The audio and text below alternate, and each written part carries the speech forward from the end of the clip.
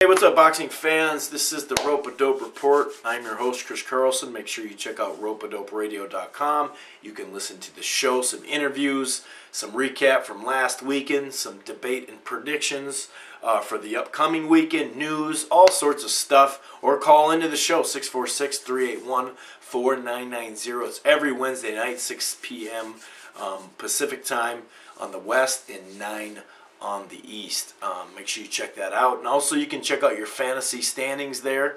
We have a little area for that, and we have press releases, articles, so make sure you check out ropeadoperadio.com. Anyway, this is a video for a fight coming up this weekend on HBO. It's two HBO darlings. They put a lot of money into these guys, and it's Victor Ortiz versus Andre Berto. Now, Ortiz is coming up from 147, or I'm sorry, moving up to 147 from 140. He's a big guy, and that was going to be the plan at some point. He wasn't going to really be able to make 140 much longer, so I don't think size will be a factor. Obviously, Berto fighting at that weight and the power to go with it will be maybe a factor. There is a possibility. We'll see if he can handle a shot at 147. So I think maybe there'll be an issue, but overall I think that size-wise, as far as how they match up together, you know, I don't think there'll be an issue because Vic's a pretty big 140-pounder. He's coming off a draw. Obviously, we know a couple summers ago he got knocked out by Maidana. He was up in that fight. If he would have kept fighting smart, he probably would have won the fight, but in the 6th round, Maidana completely turned around the fight all the way.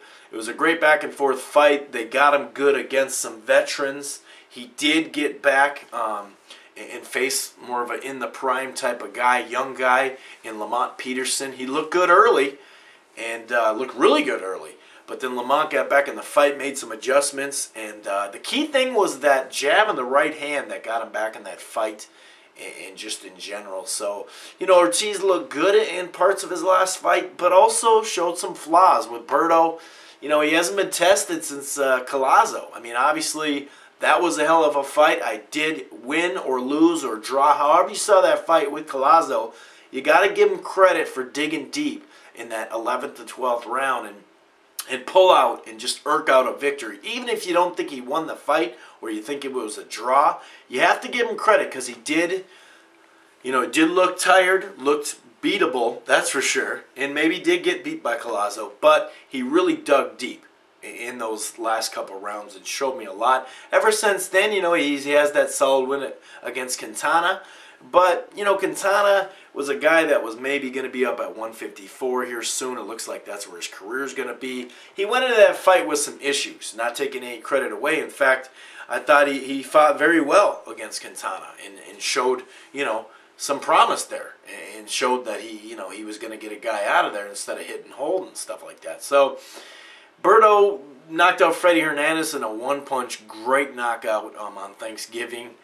In his last performance. This is an interesting fight, and like I said, two HBO darlings, so I guess, you know, HBO's been trying to work these guys, so at least we get that out of the way. You know, it was brought up last night on the show. At least we get to find out who's who out of these two guys on HBO. You know what I mean? And so it's kind of a crossroads fight for young fighters. Obviously, the WBC belt is on the line, Berto's belt.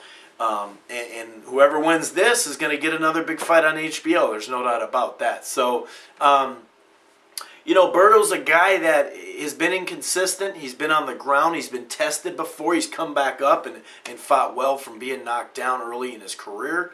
Like I said, I told you about Collazo. I thought he looked good against Quintana. He really just needs to be tested. I think the key here will be hand speed. You know, I think maybe Berto has a little more hand speed, but they're both fast. I give it to Berto.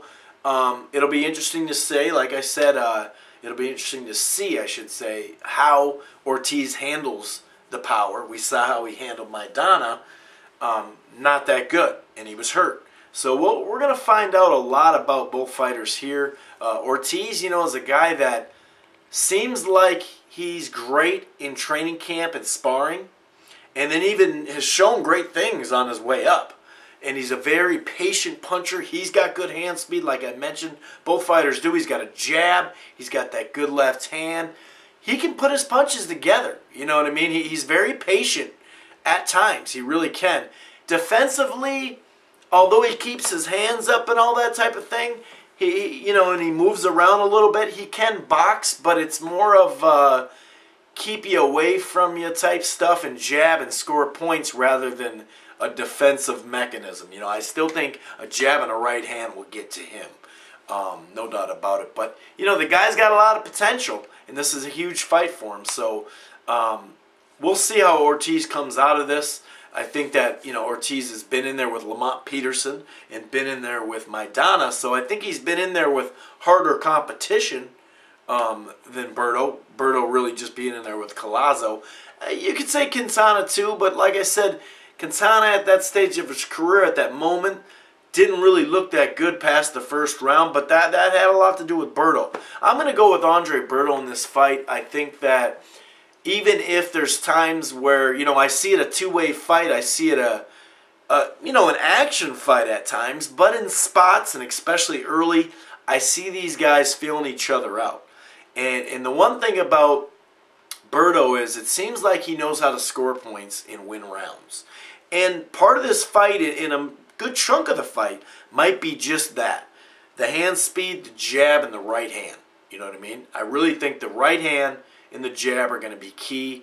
And there might be spots where you just have to flurry to win the round because both are taking their time, being patient, kind of measuring each other up.